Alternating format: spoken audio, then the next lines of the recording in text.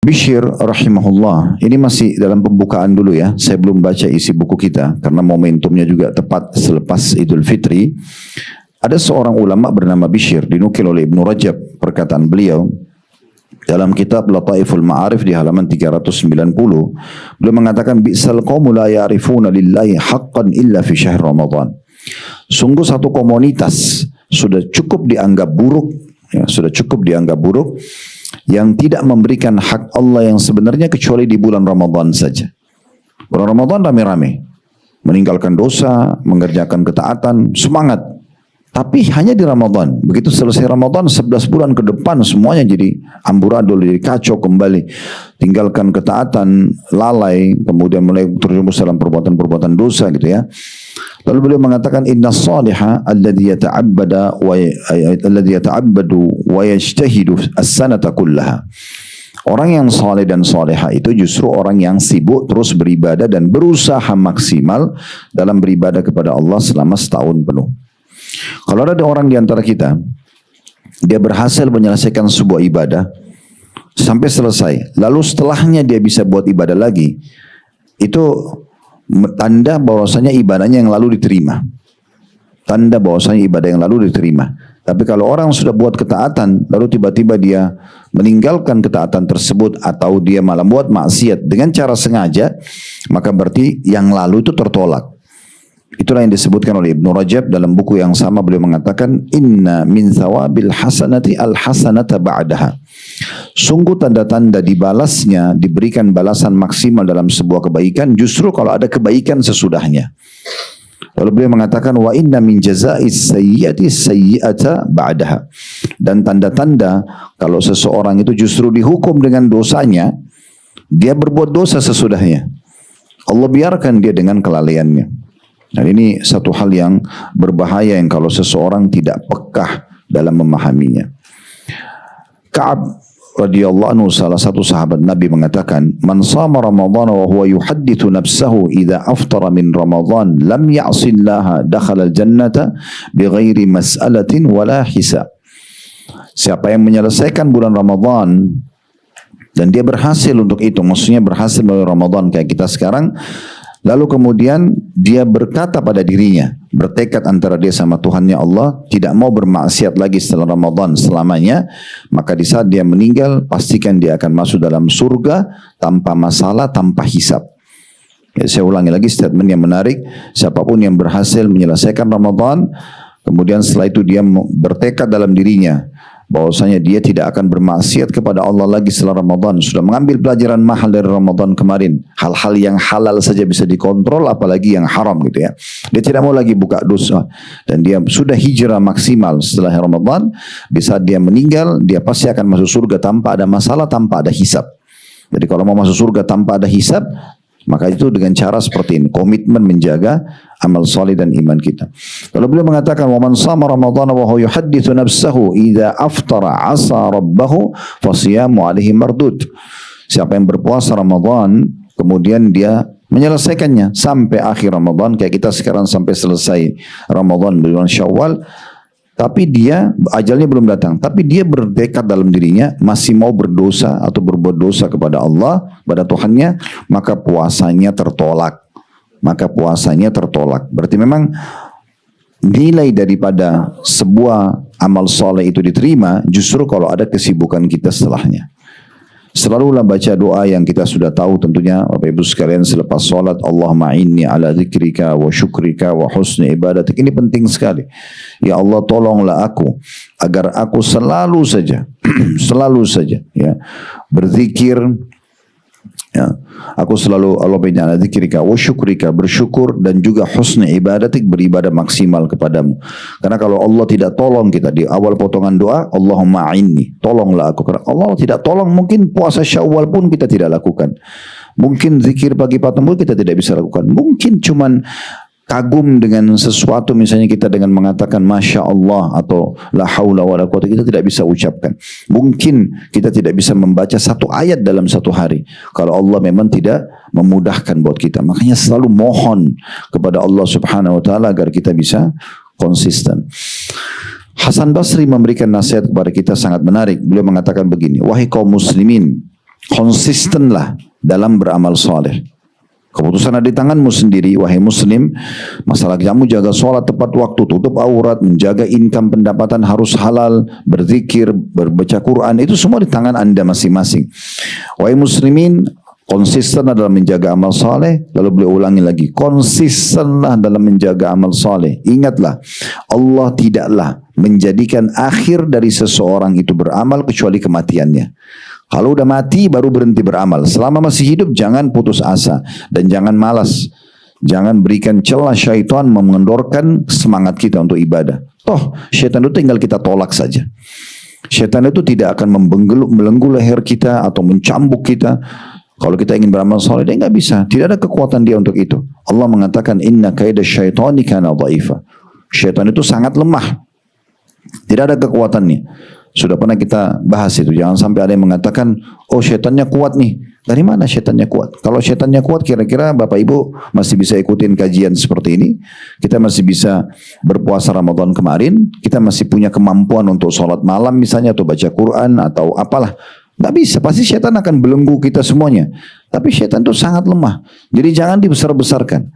Tugas kita kalau kita lagi mau ibadah, malas, a'udzubillahi minasyaitonirrajim.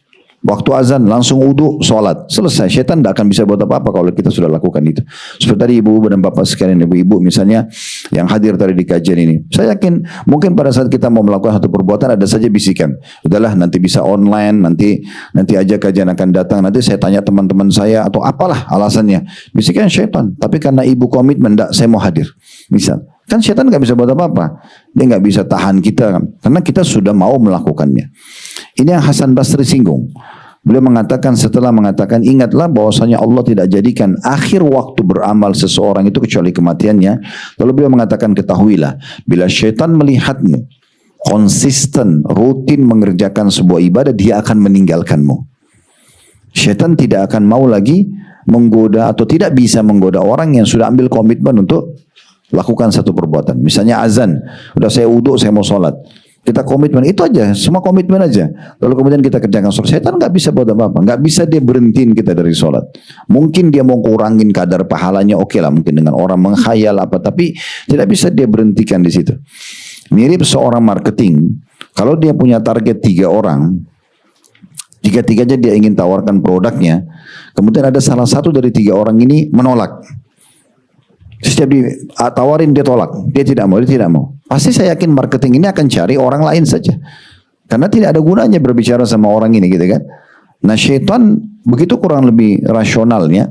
Dia kalau lihat seseorang selalu tegas dalam agamanya, dia tidak mau tahu. Pokoknya saya konsisten, Allah perintahkan saya kerjakan wajib atau sunnah, Allah halalkan saya nikmati, Allah larang saya tinggalkan. Maka lama-lama syaitan akan tinggalkan dia. Karena tidak bisa digoda lagi, kata beliau. Lalu sebaliknya beliau mengatakan, namun bila syaitan melihatmu beramal, lalu engkau meninggalkannya, maka ketahuilah syaitan akan lebih tamak untuk menggodamu. Syaitan akan terus berusaha menggodamu. Ibnu Rajab berkata, rahimahullah, barang siapa yang melakukan dan menyelesaikan sebuah ketaatan, maka tanda diterimanya ketaatan tersebut adalah dia berhasil melakukan ketaatan sesudahnya. Nah itu berarti ketaatan sebelumnya diterima. Lalu beliau mengatakan, dan di antara tanda ditolaknya suatu amalan adalah melakukan kemaksiatan setelah ketaatan tersebut. Justru kalau sudah taat kayak kemarin Ramadan rajin, terus sekarang buat dosa lagi, ini berarti menandakan yang lalunya tidak diterima. Tapi kalau dia dari ketaatan kepada ketaatan setelahnya, berarti ini tanda yang lalu diterima. Allah kasih dia manfaat untuk bisa mengerjakan kembali ibadah.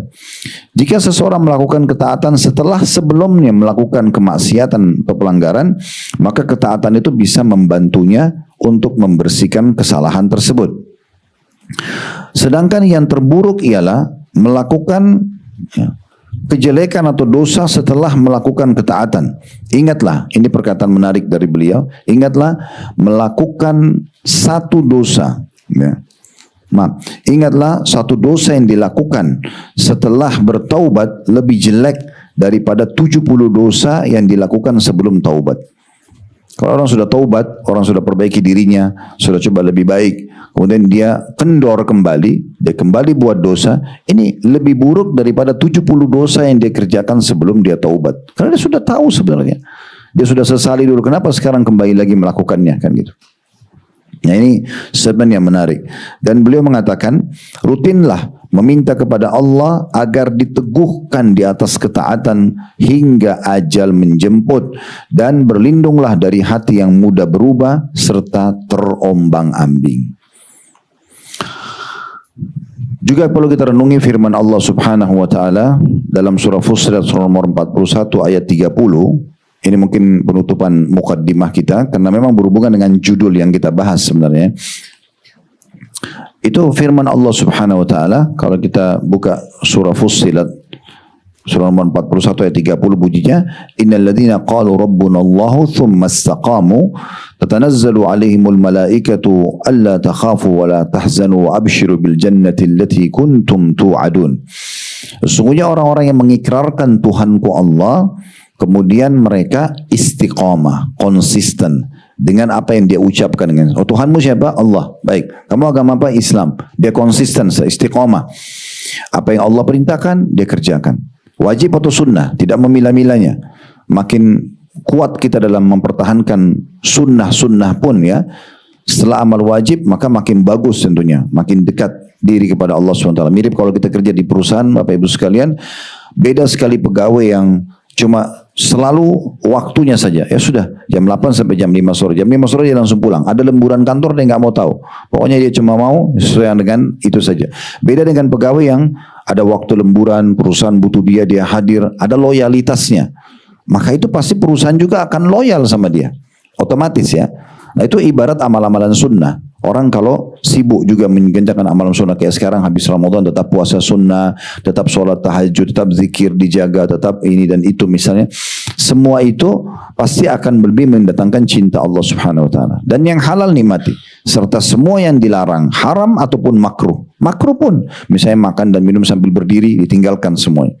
Karena orang yang meninggalkan yang makruh, rutin dia tahu, oh ini makruh nggak boleh. Sebenarnya nggak dosa kalau dia lakukan, tapi dia tinggalkan, maka akan lebih mudah meninggalkan yang haram. Otomatis itu. Semua yang dilarang ditinggalkan sama dia. Maka itu namanya konsistensi dalam ibadah. Kata Allah SWT, sesungguhnya orang yang mengatakan Tuhanku Allah dan dia konsisten istiqamah, maka pada saat meninggal, para malaikat akan turun seraya berkata pada mereka, orang-orang yang istiqamah ini, dan semoga insya Allah kita termasuk. Para malaikat mengatakan, kalian tidak usah takut, tidak usah sedih, dan terimalah berita gembira ya, dengan surga yang telah dijanjikan. Ibnul Jauzi rahimahullah berkata, ulama tafsir memaknakan istiqomah dengan 3 di sini. Yang pertama, istiqomah di atas tauhid. Selalu mengisahkan Allah, tidak buat kesyirikan, tidak pakai jimat, tidak kedukun, tidak mempercayai ramalan-ramalan. Tauhidnya murni, hanya mohon dan tunduk serta takut kepada Allah Subhanahu wa taala. Yang kedua, istiqomah dalam mengerjakan ketaatan. Nah, ini yang sedang jadi judul bahasan kita. Konsisten dengan keimanan dan amal soleh kita ya. Selalu istiqamah menjaga ketaatan yang Allah perintahkan dan meninggalkan apa yang Allah larang. Yang ketiga adalah istiqamah di atas ikhlas dalam beramal, sehingga tidak mencampur baurkan dengan riya. Dan ini sampai ajal datang, kata beliau. Ibnu Katsir mengatakan tafsir dari surah Fussilat ayat 30 ini adalah, nanti kalau seorang mukmin meninggal dunia, sebelum ajalnya datang, sebelum dicabut ruhnya, itu akan Allah turunkan malaikat-malaikat yang akan menyampaikan kepada mereka berita gembira. Dengan menyampaikan 3 berita gembira. Yang pertama, tidak usah kalian bersedih ya. Atau jangan kalian khawatir, jangan kalian takut sesudah kematian ini. Nanti bagaimana saya di kuburan kalau sendirian, nanti bagaimana di akhirat saya lolos nggak masuk surga, ya, atau saya selamat gak dari neraka. Maka tidak usah khawatir, karena selama hidup kalian sudah beriman sama Allah dan istiqamah. Jadi kekhawatirannya dihilangkan untuk masa depan. Setelah dicabut ruh akan aman. Yang kedua, tidak usah sedih. Ini berita gembira yang kedua. Karena Allah mengatakan tadi, la takhafu wa la tahzanu. Jangan kalian takut, jangan kalian sedih. Sedih maksudnya, kata Ibnu Katsir, jangan sedih meninggalkan apa saja yang kalian tinggalkan dari pasangan hidup, dari anak-anak, dari harta, dari bisnis. Bahkan hutang pun akan diurus oleh Allah. Kemudian yang ketiga adalah berita gembira tentang adanya surga yang sudah dijanjikan. Disitulah pertama kali nanti kita akan menyaksikan surga. Kalau nabi-nabi, Bapak Ibu sekalian, punya kelebihan namanya mukjizat. Ya. Tapi kalau selain nabi-nabi kayak kita ini, kelebihan yang Allah berikan itu namanya karamah. Ya, karamah. Tapi dalam Islam karamah ini bukan terbang di atas udara, jalan di atas air, atau bisa tahu hal-hal yang gaib. Bukan itu yang dimaksud. Ibnu Taimiyah menyimpulkan kepada kita sebuah puncak daripada karamah, bahkan karamah itu di situ berputar, yaitu beliau mengatakan annal karamata luzumul istiqamah. Mau tahu karamah itu ada pada diri seseorang yang dia merupakan wali Allah adalah pada keistiqomahan, konsistensi dia.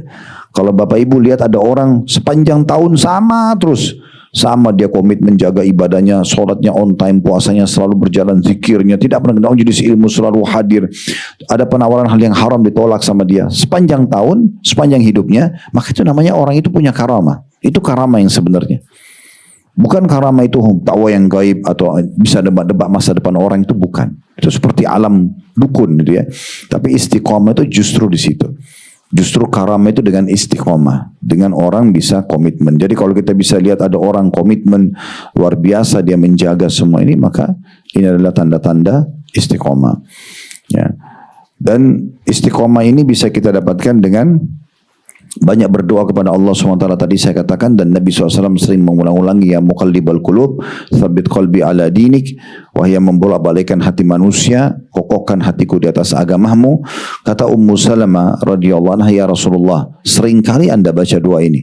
Seakan-akan Ummu Salamah ini berkata, ya Rasulullah, apakah anda juga masih khawatir hati anda beralih?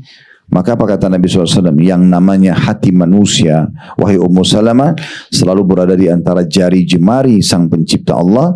Siapa saja yang Allah kehendaki, maka Allah akan berikan keteguhan iman. Dan siapa yang Allah kehendaki, maka Allah bisa sesatkan dia. Makanya Mu'adz bin Jabal radhiyallahu anhu setelah mendengar penyampaian Nabi ini, maka dia langsung membaca potongan surah Al-Imran surah nomor 3 ayat 8, Rabbana la tuzigh qulubana ba'da idh hadaitana wa hab lana min ladunka rahmah innaka antal wahhab. Wahai Tuhan kami, jangan pernah ya Allah ya. Di situ, janganlah engkau jadikan hati kami condong kepada kesesatan setelah engkau memberikan kami petunjuk, dan karuniakanlah kepada kami rahmat dari sisimu, karena sesungguhnya engkau maha pemberi karunia. Ya. Yang kedua, paksakan dalam ibadah setelah berdoa. Harus dipaksakan. Kayak tadi Bapak Ibu paksakan untuk ikut ta'lim ini. Mungkin paksakan tutup aurat, paksakan sholat on time. Paksakan hal-hal yang memang harus dipaksakan dalam ibadah. Begitu juga dalam meninggalkan dosa-dosa. Yang ketiga, kita memberikan hak-hak masing-masing yang merupakan varian daripada ibadah. Kayak misalnya kita kan ada ibadah yang berhubungan sama haknya Allah, kayak sholat, puasa itu kan haknya Allah. Ada juga yang berhubungan dengan makhluk, kayak misalnya ibu-ibu sama suaminya, sama anak-anaknya, itu hak-hak mereka ada. Atau seorang suami pada istri, pada anaknya gitu kan, itu mereka punya hak juga. Mungkin pembantu di rumah, maaf ya, atau orang-orang yang punya hubungan dengan kita seperti pegawai sama atasan atau atasan sama pegawai, mungkin masyarakat dengan pemerintah pada masyarakat. Semua ini sebenarnya varian-varian yang bisa kita jadikan sebagai sumber ibadah kita. Makanya Nabi SAW mengatakan dalam hadis, Inna li rabbika alaika haqqa, sungguhnya Tuhanmu punya hak darimu. Maksudnya kalau datang waktu sholat, ya sholat, berikan haknya Allah SWT. Wa li nafsika alaika haqqa, dirimu juga punya hak. Kita butuh istirahat, kita butuh makan, butuh minum, butuh mandi. Yang penting tidak boleh berlebihan. Maka berikan haknya jasad tersebut. Niat untuk memberikan hak jasad, maka kita akan dapat pahalanya. Karena hal-hal yang mubah, kata Syekh Abu Bakar Jazair rahimahullah, seperti makan, minum, tidur, mandi, olahraga, ini kan mubah. Dikerjakan tidak ada pahalanya, tidak ada juga dosanya. Namun kalau kita niatkan untuk memberikan hak jasad, makan bukan hanya hilangin lapar, minum bukan hanya hilangin dahaga, olahraga bukan hanya sekedar supaya sehat, kemudian istirahat bukan hanya sekedar hilangin capek misalnya. Kita niat memberikan hak jasad, maka di saat itu berubah hal-hal mubah tadi menjadi sunnah. menjadi ibadah. Jadi misalnya selama 5-6 jam kita tidur, daripada tidurnya kosong hanya sekedar capek tidur, kita niat memberikan hak jasad. Maka niat ini bisa mengubah 5-6 jam tadi menjadi ibadah. Makan bukan hanya sekedar hilangin lapar, tapi Allah yang menciptakan kita, yang menciptakan jasad ini, yang juga memberikan isyarat kalau jasad kita lagi butuh nutrisi adalah lapar, serta kalau sudah cukup ada namanya kenyang, itu adalah Allah. Maka kita niat untuk memberikan hak jasad sebagaimana Allah memerintahkan kita, itu semua akan ada pahalanya. Kemudian dikatakan wali ahdika alaika haqqa, dan keluargamu punya hak, suami, istri, anak, ya, keluarga secara umum gitu ya. Fa'ati kulladzi haqqin haqqah, maka berikanlah semua haknya, sehingga kita juga tidak jenuh monoton di satu jenis ibadah, tapi ibadah kita banyak. Bisa juga orang sakit, bisa silaturahim keluarga, bisa datang menjalin ukhuwah dengan tetangga misalnya. Bahkan kata Nabi SAW, jangan kalian pelit-pelit dengan satu amal soleh walaupun hanya senyum dengan seorang muslim, atau bertemu dengan saudaramu dalam kondisi kamu tersenyum, gitu kan. Dan dalam hadis yang lain kata Nabi SAW, sungguhnya manusia yang paling Allah cintai yang paling bermanfaat bagi manusia yang lain. Kita berikan manfaat kepada orang lain. Dan amal yang paling Allah cintai adalah memasukkan kegembiraan dalam hati seorang muslim. Atau engkau menghilangkan kesulitannya, atau engkau menghilangkan laparnya, atau engkau melunasi utangnya. Dan ketahuilah, aku memenuhi hajat satu saudaraku, kata Nabi Muhammad SAW, lebih aku cintai daripada i'tikaf sebulan di masjid ini, maksudnya masjid beliau. Kita tahu kalau i'tikaf berarti kita tinggal di masjid tersebut, 5 waktu sholat selalu on time, kita juga menjaga sholat-sholat sunnah, kita beribadah. Orang i'tikaf itu ibadah, baca Quran, berzikir, berdoa, segala macam. Nah kata Nabi SAW, aku penuhi satu hajat saudaraku muslim. Misalnya ada yang minta tolong ditemanin kemana, atau kita penuhin, mungkin dia telepon, minta saran, minta ide, kita meluangkan waktu untuk itu. Kata Nabi SAW, lebih aku cintai daripada i'tikaf di Masjid Nabawi sebulan. Dan ini sebuah hal yang sangat baik yang bisa kita jadikan sebagai pintu-pintu kantong-kantong amal soleh kita. Kemudian yang terakhir, yang keempat adalah komunitas. Dan ini selalu saya ingatkan agar menjaga komunitas. Terkadang Bapak Ibu sekalian kita berada di satu komunitas pengajian, atau komunitas bisnis, atau komunitas kantor. Mungkin kita pun tidak perlu ya secara finansial mungkin, tetapi komunitas itu membantu kita untuk bisa kita konsisten. Nah, itu penting. Dan juga jangan terlalu lebar membuka pergaulan. Nah ini terlalu semua orang juga dikenal, ini bermasalah juga ini. Tidak mau tahu apakah itu orang baik atau tidak baik akhlaknya, orang yang konsisten atau tidak. Ini bahaya, karena kita bisa terpengaruh. Untuk japri misalnya, atau untuk ngobrol secara umum lah ya, kalau pas lagi ada acara oke. Tapi sahabat-sahabat dekat kita nggak bisa. Komunitas harus orang-orang yang baik. Ya ini sering saya bahasakan. Jadi kalau sampai sekarang masih ada grup-grup reunian di situ, SD, SMP, SMA atau teman-teman kuliah. Tapi kita lihat dalam grup WA itu isinya setiap hari yang pertama yang dihidangkan sebagai menunya itu maksiat. Cuplikan potongan maksiat ke film atau apa gitu. Untuk apa kita ada di situ? Ya. Kecuali memang di situ grup pengajian yang setiap hari ini kajian, ada ustadz ini, kajian buku ini, atau ada cuplikan diprogramin oleh adminnya itu, misalnya sehari kirim 10 cuplikan ceramah yang 1 menit. Kita selalu cas iman kita. Oke, kita berada di situ. Kalau komunitas ya. Tapi kalau untuk kenal orang silakan. Maksudnya kenal ini orang tahu siapa kita, orang tegur sapa oke. Tapi jangan menjadi komunitas yang sehari-hari kita ngobrol. Karena ini berbahaya. Nah, ini sudah sering kami bahasakan sabda Nabi SAW, al-mar'u ala dini khalili, falyanzur ahadukum ila may yukhalil. Seseorang sesuai dengan agama teman atau komunitasnya, maka dia harus pilih baik-baik siapa yang dia jadikan sebagai komunitasnya. Ya, ingat, sebuah cerita dari orang saleh atau salihah cukup bisa mengubah hidup kita sampai kita meninggal dunia menjadi baik. Satu cerita dari orang fasik, perzinahannya kah, apalah maksiatnya kah, dia nikmati narkotikanya, itu sudah cukup merubah hidup kita menjadi buruk sampai kita meninggal dunia. Maka tentukan Bapak Ibu sekalian jalannya.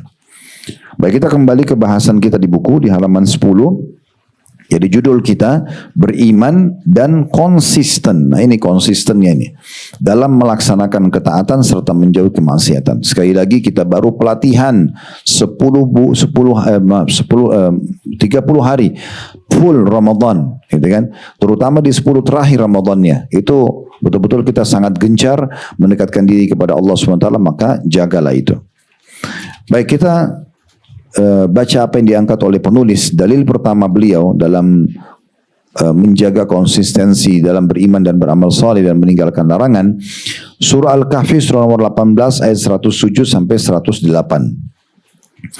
Yang berbunyi, innal ladzina amanu wa 'amilus solihati kanat lahum jannatul firdausi nuzula khalidina fiha la yabghuna 'anha hiwala. Sungguh orang-orang yang beriman dan sibuk mengerjakan kebajikan atau amal saleh, untuk mereka disediakan surga Firdaus, ini surga tertinggi, ya, sebagai tempat tinggal. Mereka akan kekal di dalamnya, mereka tidak ingin pindah dari sana.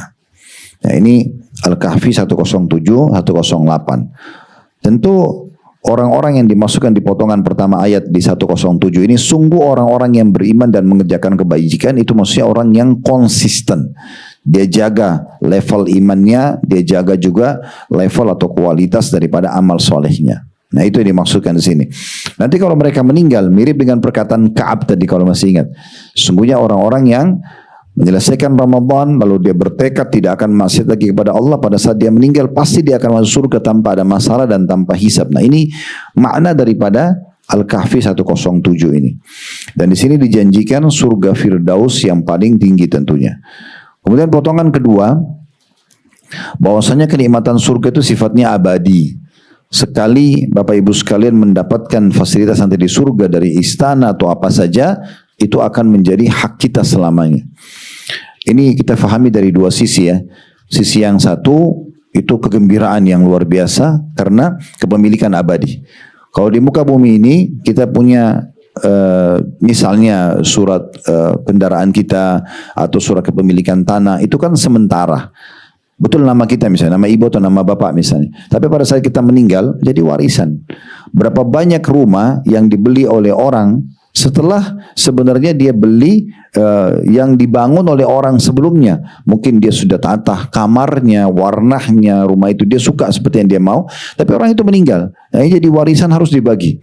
Akhirnya pindah kepada orang yang tidak ada hubungannya dengan membangun dan tinggal menikmatinya. Nanti dia meninggal dibagi lagi. Begitu seterusnya. Gitu kan? Tidak ada kepemilikan abadi. Berakhir pada saat kita meninggal terutama. Ya. Kalau orang belum meninggal tapi mungkin dia butuh uang, dia butuh duit, kemudian dia jual, kelilit utang, sakit dan segalanya dijual, itu juga bisa termasuk. Tapi kematian sudah pasti akan mengakhiri semua itu. Tapi di surga sekali kita miliki, maka Allah bilang khalidina fiha, kekal selamanya. Sekali Bapak Ibu miliki istana itu punya Anda selamanya. Tidak ada lagi pindah-pindah, gitu kan? Ini poin tentang hal pertama yang perlu kita titik beratkan dari makna khalidina fiha. Makanya dikatakan sini mereka tidak ingin pindah dari sana. Karena sekali masuk kepemilikan abadi dan nikmatnya juga abadi. Dalam hadis kata Nabi SAW, orang yang masuk surga tidak akan habis masa mudanya dan tidak akan pernah sakit. Serta tidak ada lagi gangguan apapun padanya. Nah, ini menandakan memang sana kenikmatan abadi. Sisi yang lain mungkin ini yang perlu kita jadikan bahan introspeksi. Tentu diri kita masing-masing dan dimulai dari saya. Kalau Allah sudah mengatakan kekal abadi selamanya, tadi potongan penjelasan yang pertama kita gembira karena itu kepemilikan abadi buat kita. Tapi sisi yang lain ini harus kita sentuh secara keimanan. Kalau kita tahu itu adalah kepemilikan abadi dan di sana banyak sekali levelnya. Surga itu levelnya banyak sekali. Hampir semua ibadah punya kem istana. Sholat itu punya pintu gerbang, dalamnya ada kem istana. Puasa itu punya pintu gerbang, ada kem istana. Dan setiap orang bisa punya istana di setiap kem-kem itu. Makanya Nabi SAW mengatakan nanti dari pintu gerbang sholat akan dipanggil orang yang sholat, dari orang yang puasa dari pintu Rayyan, dari jihad pintu jihad. Lalu Abu Bakar bilang, ya Rasulullah, ada enggak orang dipanggil dari semua pintu itu? Maksudnya semua pintu itu dia punya istana di sana. Kata Nabi SAW, iya, dan saya berharap kamu salah satunya. Berarti kita bisa meraih banyak sekali prestasi di surga. Plus lagi, di setiap pintu gerbang, sholat misalnya, ada levelnya lagi. Orang yang komitmen selalu jaga sholat on time, dia jaga kehusyuannya, dia jaga maksimal gerakannya. Ya kan saya pernah bilang, kalau 3 hal ini berkumpul pada diri kita dalam sholat, berarti kita dianggap khusyuk. Tepat waktu, tepat gerakan, tepat bacaan. Kalau dia bisa jaga ini, dan dia juga jaga sholat-sholat sunnahnya, qobliyah, ba'diyah, rawatibnya, dia juga jaga duhanya, dia jaga sholat tahajudnya, dia jaga zikir habis sholat, zikir pagi petang, datang, orang yang komitmen jaga semua itu, beda dengan orang yang hanya jaga sholat wajibnya saja. Dia tidak sholat sunnah rawatib misalnya. Atau dia sholat sunnah rawatib, sholat sunnah yang melekat dengan sholat wajib, tapi dia tidak sholat duha. Dia tidak sholat. Ada yang bobol lah, ada yang tidak dikerjakan pada hari itu. Beda dengan orang yang pertama yang menjaganya. Sehari saja perbedaan kita sama teman di sebelah. Karena dia sholat duha, kita tidak sholat duha, sudah cukup membedakan derajat kita di surga. Gimana kalau 10 hari? Gimana kalau sebulan? Gimana kalau sudah 10 tahun teman kita itu Senin Kamis, kita nggak pernah. Misal, contoh. Pasti akan beda sekali derajat-derajatnya. Bagi ada level-levelnya lagi di sana.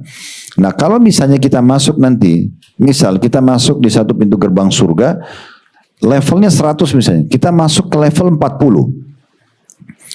Berarti masih ada 60 level kita nggak dapat. Kenapa? Karena mungkin itu orang yang rutin menjaga sholat-sholat sunnahnya yang kita bolong-bolong atau kita mungkin tidak dapat kita kerjakan.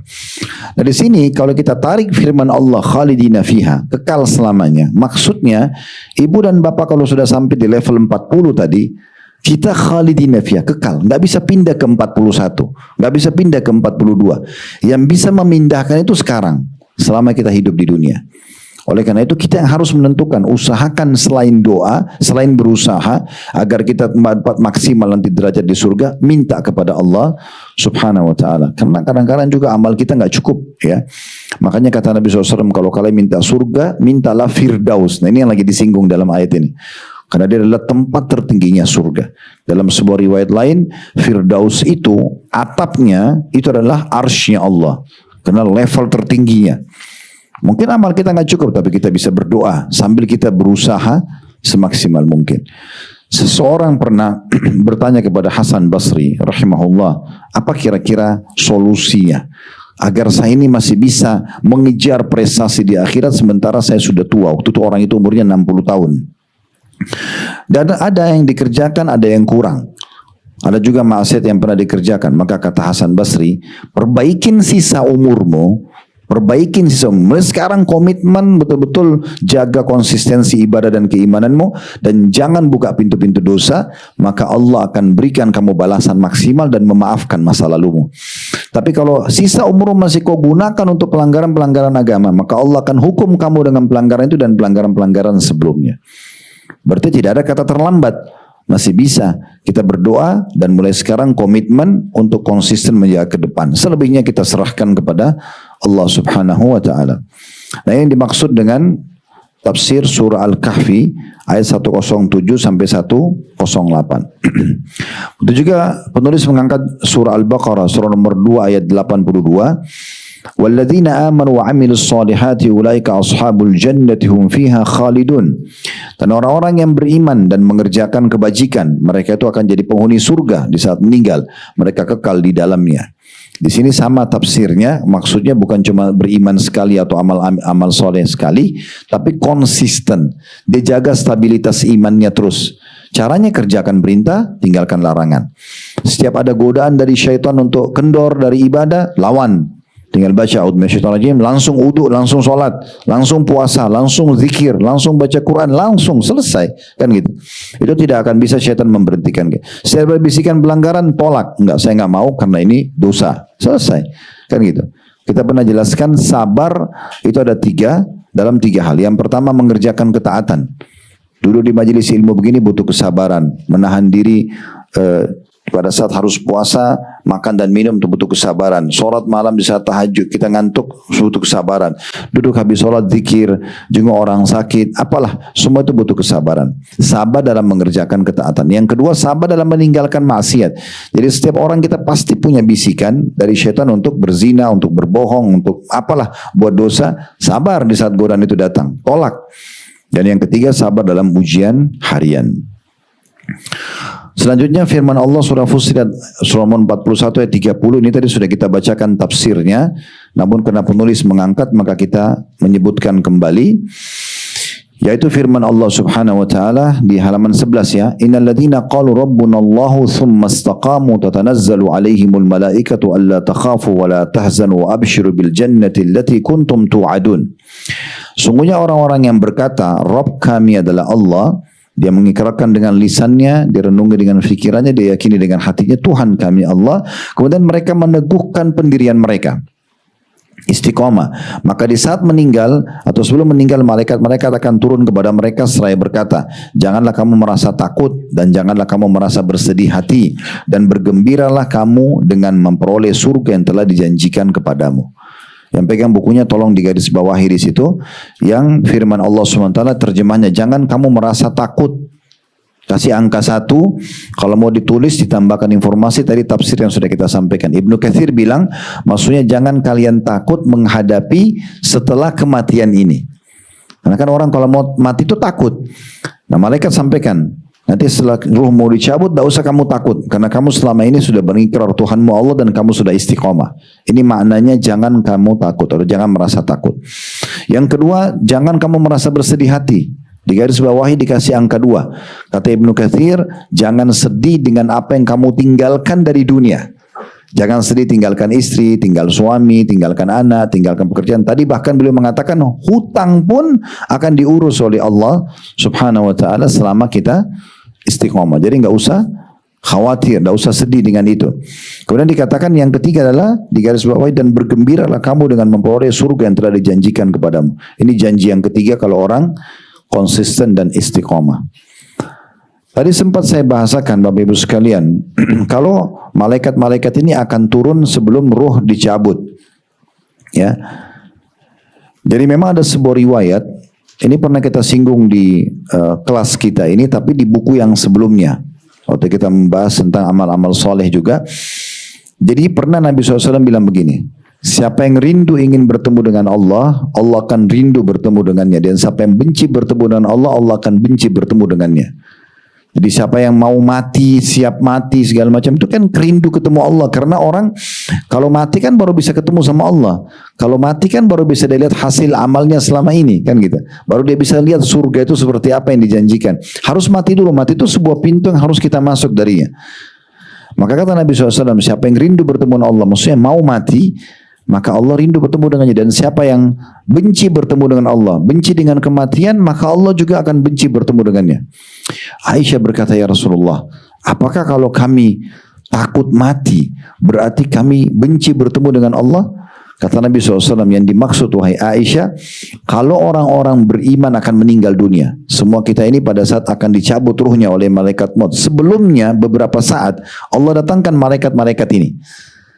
Bagaimana wujudnya, kapan waktunya kita tidak tahu. Yang jelas di dalam ayat ini dikatakan mereka akan turun sebelum ruh dicabut. Lalu memperlihatkan kepada orang beriman ini amal-amal solehnya. Ini puasa kamu, ini sholat kamu, ini bakti sama orang tua, ini kamu bakti sama suami, ini baik sama istri, ini sama anak. Semua diperlihatkan, semua detail. Dan karena ini kau akan masuk surga. Diperlihatkan surganya. Itu pertama kali kita lihat surga. Detik-detik sebelum ruh kita dicabut.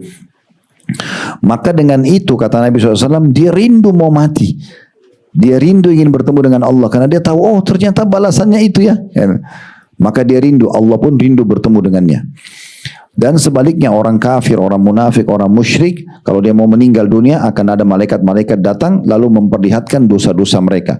Ini mabuk kamu, ini narkotika, ini bunuh orang, ini segala macam lah dosa-dosanya. Karena ini kau akan masuk neraka, ini neraka kamu. Maka dia pun benci untuk mati, benci bertemu dengan Allah, Allah pun benci bertemu dengannya.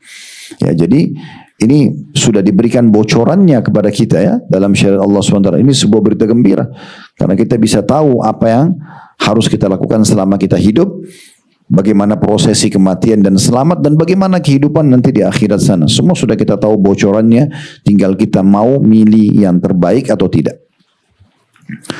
Ayat yang kedua, ini belum kita baca tadi di mukaddimah kita, tapi bersama, hampir sama tentang masalah istiqomah.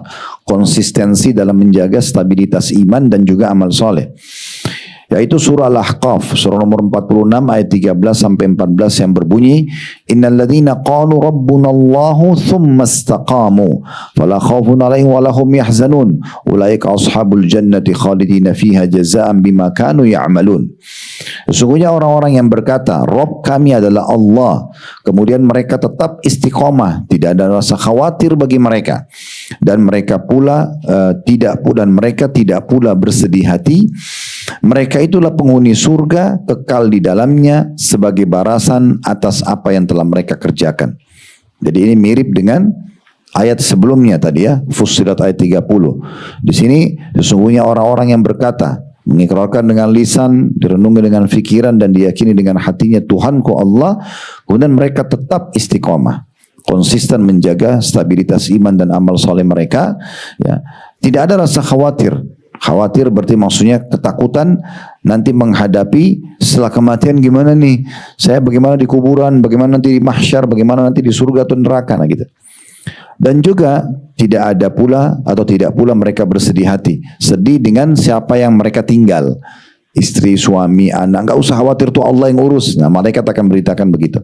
Dan yang ketiga, mereka akan dapatkan balasan surga ya dan kekal di dalamnya. Nah, ini manfaat daripada istiqomah itu sendiri. Kemudian yang terakhir diangkat oleh penulis di sini dalil hadis Nabi alaihi salatu wassalam. Dari hadis Abu Hurairah radhiyallahu anhu, ia mengatakan bahwa Rasulullah SAW bersabda, "Kullu ummati yadkhuluna jannata illa man aba." Qalu ya Rasulullah, wa man yaba? Wa man ya'ba? Qala man ata'ani dakhala jannata wa man asani faqad aba. Semua umatku akan masuk surga kecuali mereka yang enggan memasukinya atau menolaknya. Para sahabat bertanya, wahai Rasulullah, siapa yang enggan? Siapa yang enggak mau masuk surga itu? Kata Nabi SAW, barang siapa yang mentaatiku, maka ia akan masuk surga. Namun barang siapa yang mendurhakaiku, berarti dia telah enggan masuk ke dalam surga. Ada footnote di bawah nomor 7, Sahih Bukhari. Diriwayatkan oleh Imam Bukhari. Dari hadis ini kita ambil berapa faedah. Yang pertama, semua umat Islam akan masuk surga. Semua umat Islam selama dia meninggal bersyahadat dan selama hidupnya belum ada yang membatalkan syahadat itu, maka masuk surga. Cuma memang ada yang masuk surga tanpa hisab. Para nabi-nabi, para orang-orang saleh yang selama hidupnya komitmen menjaga ketaatan dan meninggalkan maksiat, ini berarti dia masuk surga sudah ditanpa hisab, ya. Ada juga orang yang ditimbang dulu amalnya. Karena dosa sama amal solehnya masih ada, berimbang. Maka ditimbang, kalau amal solehnya lebih berat, maka dia masuk surga. Kalau dosanya lebih berat, dia masuk neraka. Yang lolos dari timbangan ini karena amal solehnya lebih baik, masih disilakan dengan orang-orang beriman murni gitu ya. Walaupun ada dosanya, tapi dosanya lebih sedikit. Ada orang yang masuk neraka dulu, dosanya lebih berat, tapi nanti masuk surga. Ini biasanya orang-orang yang tertolong dengan syafaat, pertolongan. Ya, misalnya dosanya 1001, misal contoh, ya, kemudian amal solehnya 950, masih kurang. Dia harus dibantu. Ada kebetulan kerabatnya, pasangan hidupnya, teman-temannya yang soleh dulu sudah lolos dari timbangan amal dan bisa diberikan kesempatan oleh Allah untuk menolong orang lain. Maka dia ditolong misalnya. Udah, yang sekian puluh ya Allah, saya bantu dari nilai saya. Walaupun tidak dikasih pahalanya, tapi nilainya. Karena nanti kalau misalnya amal soleh kita 1000, dosa kita 900, berarti ada selisih 100, kita bisa memberikan syafaat orang nilai 100 itu. Bukan dikasih ke dia, tapi nilainya saja. Misalnya ibu kita butuh 50, ayah kita butuh 50. Ya udah buat ibu sama ayah saya, dia lolos nanti. Tapi hanya sebatas kelebihan punya kita saja. Ada orang, kata Nabi SAW, dari umatku akan bisa memberikan syafaat sebanyak suku Mudor. Suku Mudor itu suku Arab yang paling banyak anggota sukunya. Karena dosanya sedikit, amal solehnya banyak banget. Misal selisihnya dosanya cuma 10, amal solehnya 100.000 misalnya. Nah dia bisa banyak tolong orang. Nah ini ada orang yang bisa lolos begitu. Ada juga orang yang tidak tertolong. Dosanya lebih berat dari amal solehnya, dia masuk ke neraka dulu baru dikeluarkan. Nanti setelah bersih dosanya, itu dikenal dengan usatul mu'minin. Orang-orang mukmin yang masih lebih dominan dosa-dosanya, tapi tetap nanti akan keluar dari neraka. Nah, tetap akan keluar dari neraka. Makanya Nabi SAW menggambarkan akan dikeluarkan, kata beliau dalam hadis yang sahih, dari neraka siapapun yang dalam hatinya ada seperti biji sawi dari la ilaha illallah. Setelah dosanya bersih akan dikeluarkan. Dan kata Nabi Muhammad SAW, di depan surga ada sebuah sungai namanya Nahrul Hayat, sungai kehidupan. Para ahli maksiat dari kaum mukminin yang masuk neraka kemudian nanti dikeluarkan akan masuk ke dalam surga, mereka akan dimasukkan ke sungai kehidupan itu. Dan dalam riwayat lain sebagian ahli surga membantu dengan memercikkan air sungai itu sehingga membuat luka-luka mereka yang dari neraka itu bersih semua kembali dan mereka akan tumbuh baru, Ya, seperti tumbuhnya tanaman yang ada di saluran air.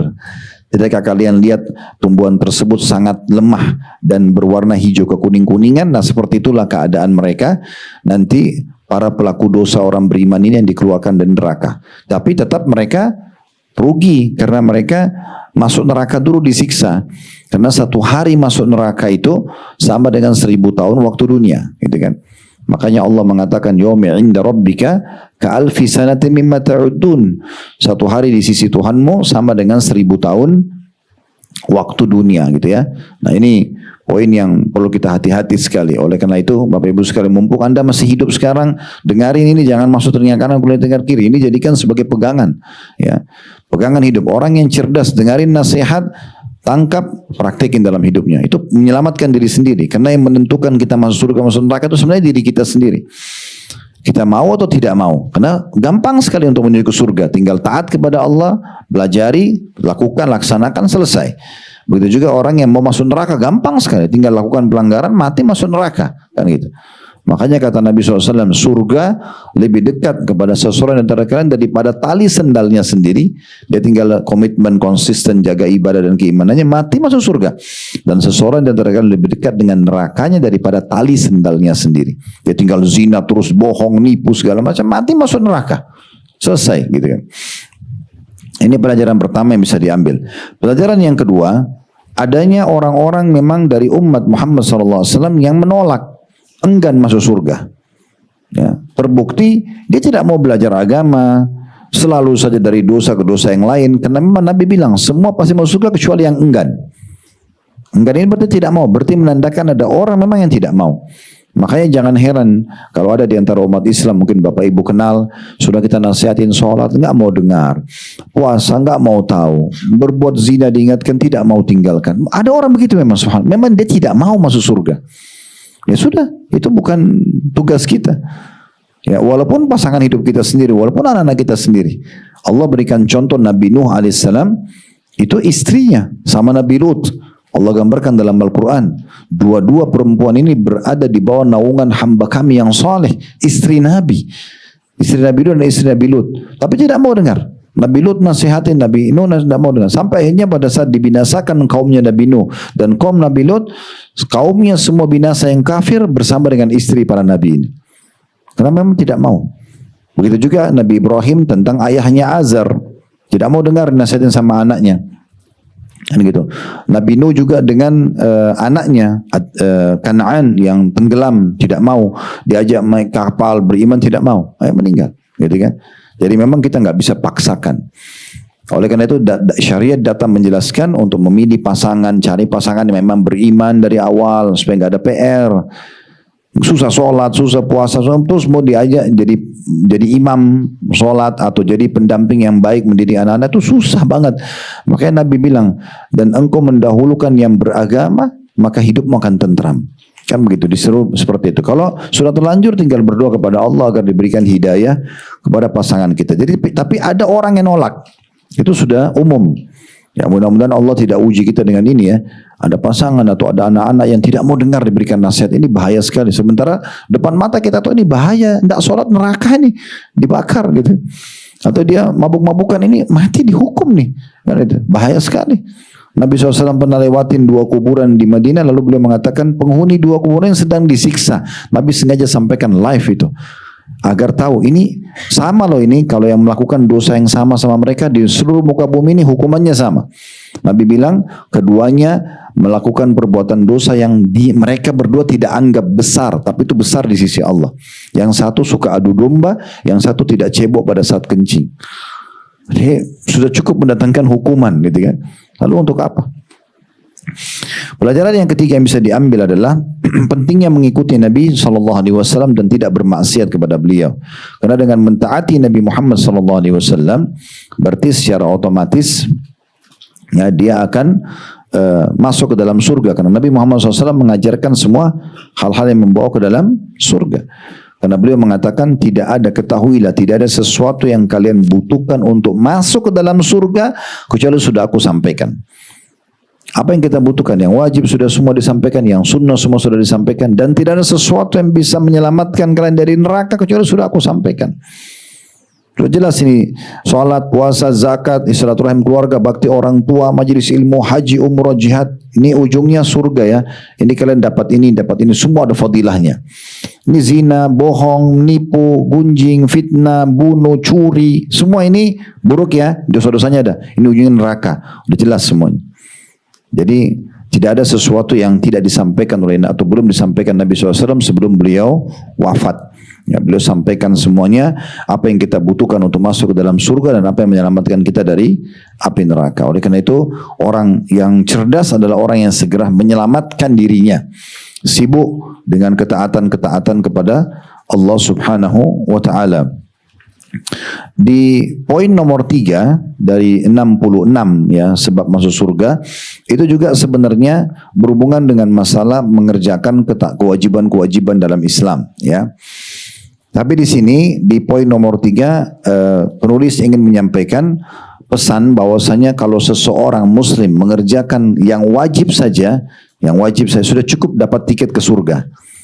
Dia kerjakan sholat 5 waktu, puasa Ramadan, haji sekali seumur hidup, misalnya zakat setahun sekali.